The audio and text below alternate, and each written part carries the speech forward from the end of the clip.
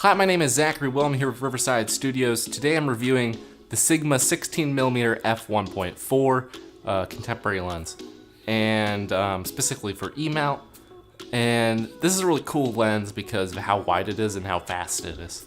There's not many lenses out there that are around 16mm that are any higher than like f2.8, and that leads to some really cool images. Actually, this shot right here is shot with the 16mm right here on my FS5. And it's actually only about arm's reach away, and that shows you just how wide this lens is.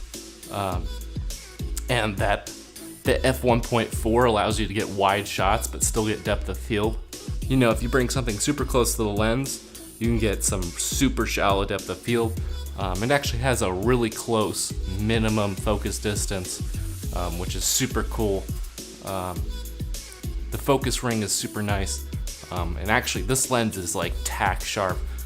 When I compare it to my Meike 35mm, obviously this is a Chinese, eBay $100 lens, and this is about $450 lens, and the image quality is hugely different.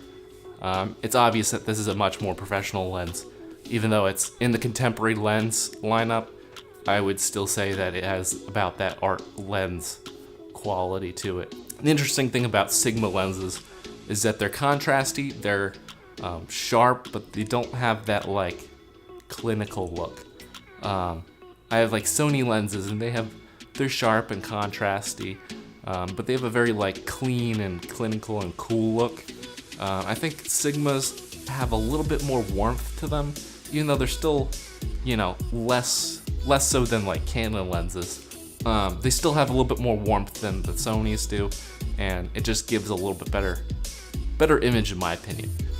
On one hand, this lens is really wide, but it's not quite wide enough to be super wide, and so it's just kind of a little bit of an awkward range. It's about a 24mm equivalent on full frame, which is a really nice focal length to have, but if you're looking for something that's like real estate or any other kind of like ultra wide lens, this lens might not be for you, because this isn't too much more wider than say a kit lens. So I'm actually going to put on my 18-105, and we'll just see what the comparison is in focal lengths and see what you guys think. So this is the Sony 18-105 all the way wide at 18mm. And so you can tell a little bit of the difference between 16mm and 18mm and just how much wider that is. Hopefully this is super helpful. I hope you liked this video on the Sigma 16mm f1.4. Thanks for watching. Bye.